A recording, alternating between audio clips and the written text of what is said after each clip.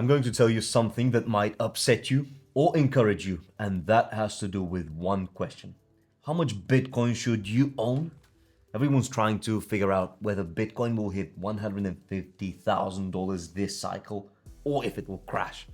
But in the meantime, I've been running the numbers on something nobody's talking about. There are 8 billion people in the world, 21 million Bitcoin. There's simply not enough for everyone.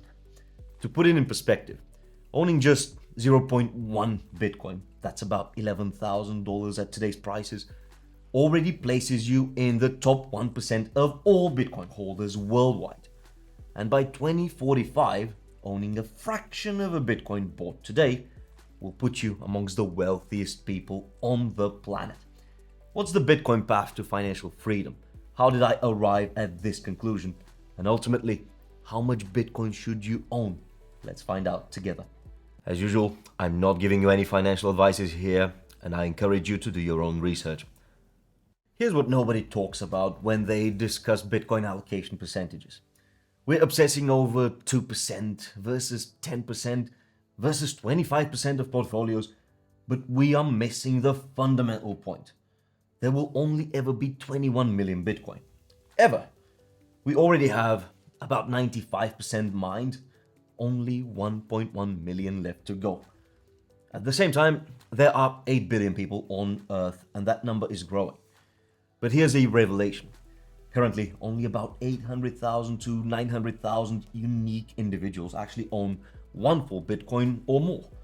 That's 0.01% of the global population. So let's be realistic. Most people will never own a full Bitcoin. The average Bitcoin holder today owns about 0.57 Bitcoin, but even owning half of it, 0.5 BTC, will put you in an incredibly exclusive group. Let me paint you a picture of 2045. Michael Saylor's conservative estimate puts Bitcoin at $13 million per coin by then. His bullish case? $49 million. Even at that conservative number, your half a Bitcoin becomes worth $6.5 million. Yet, it's not even about how much fiat it converts into. It's about purchasing power, financial security, and freedom. But let's forget price predictions for a second, and let's talk about adoption curves. Bitcoin's currently in the early majority phase of the S-curve adoption model. About 106 million people own some Bitcoin. That's 1.29% of the total population. And compare that to the internet, which followed the same S-curve pattern. By the time the internet hit mass adoption, early participants weren't just wealthy. They controlled entire industries, I would say. Institutional adoption is accelerating. Bitcoin ETFs now hold over $145 billion. Trump introduced the US Strategic Bitcoin Reserve. El Salvador notably was the first mover, making Bitcoin a legal tender. At the same time, Bitcoin supply on exchanges is at a 5-year low. The math is simple. More demand, less available supply, fixed maximum supply. Your half Bitcoin represents 1/42 millionth of the total supply that will ever exist. And in 20 years' time, when Bitcoin adoption reaches 15 or 20% globally, that fraction becomes incredibly valuable. You might be wondering, why 0.5 Bitcoin though?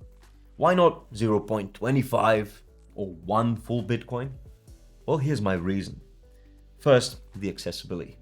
At current prices around $110,000, half a Bitcoin would cost you about $55,000. That's quite substantial, but still achievable for someone serious about their financial future. You can always dollar cost average into this position over, I would say, 2 or 3 years. Second, the wealth distribution data. There are currently about 4.31 million addresses holding between 0.1 and 10 Bitcoin. But when we look at the distribution curve, owning 0.5 Bitcoin puts you well above the median Bitcoin holder. Third, the network effect threshold and its anti-fragility. Once you own 0.5 Bitcoin, you have skin in the game, as Taleb would say. You start thinking in Bitcoin terms. You become part of the economic incentive structure that actually makes Bitcoin anti-fragile. And fourth, here's the most important reason. By 2045, 0.5 Bitcoin will likely represent generational wealth. We're not talking about being comfortable. We're talking about your children and grandchildren possibly not having to worry about money again. Think about it this way. If you had bought half of one Amazon share back in 1997 for about $9, it would be worth over $1,500 today. Bitcoin has already done 600x in its first decade, and less than 2% of people worldwide own it. How much more valuable will it be in another 2 decades when adoption grows from 1.29% to, say, 12.9% or 29.9%? Think about it. Here's what most people don't understand about Bitcoin's future. This isn't just about numbers going up. We're witnessing the birth of a new monetary system, guys. Right now, the US dollar is the global reserve currency. Yeah, there are about $6.7 trillion in forex reserves, globally I mean. But here's what's changing. Countries are starting to diversify away from the dollar reserves. El Salvador, notably, made Bitcoin legal tender, as I mentioned before. Others are gradually following. When even 10% of global reserves shift to Bitcoin, we're talking about a $700 billion inflow into a single asset that already has a market cap of $2 trillion. That is an increase of over 1/3. Basic supply and demand, it's that simple. Your half of Bitcoin isn't just an investment. It's a hedge against the debasement of fiat currency. It's a bet on mathematical, sound money over political money. It's positioning yourself on the right side of the greatest wealth transfer in human history. By 2045, the people who own meaningful amounts of Bitcoin won't just be wealthy, they will be the new financial elite possibly. And 0.5 Bitcoin will be more than enough to secure your position amongst that clique. So, how do you get to 0.5 Bitcoin? Here's my strategy. If you're starting from zero, you need to acquire approximately 50 million Satoshis. That sounds like a lot, I know, but we're playing the long game, remember. Bitcoin's price is volatile too. During bear markets, you accumulate faster. During bull markets, you accumulate slower. The key, however, is consistency. This is when the dollar cost averaging comes in. Set up automatic recurring purchases. Treat it like a savings plan for your future self. And here's the crucial part, guys. Once you hit that 0.5 Bitcoin, you hold. No trading, no trying to time the market.